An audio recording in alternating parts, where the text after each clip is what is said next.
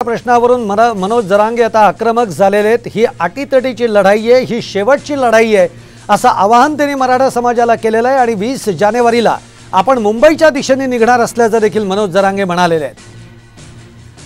जरांगे पाटील यांचा जालना ते मुंबई प्रवास कसा असेल यावर देखील आपण एक नजर टाकूयात, अर्थातच ग्राफिक्सच्या माध्यमातून। 20 जानेवारी अंतरवाली ते मातोरी शिरूर इथं मुक्काम। 21 जानेवारीला मातोरी ते करंजी 12 बाबळी अहमदनगरला मुक्काम।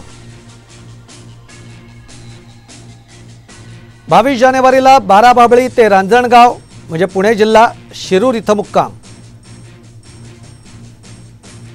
23 जानेवारीला रांजणगाव ते चंदननगर खराडी बायपासच्या इथे मुक्काम।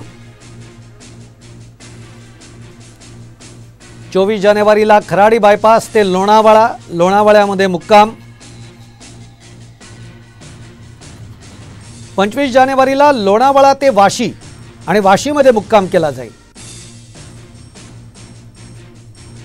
आणि 26 जानेवारीला वाशी नंतर थेट मुंबईमध्ये आझाद मैदानावर आणि आझाद मैदानावर आल्यानंतर आमरण उपोषणाला सुरुवात।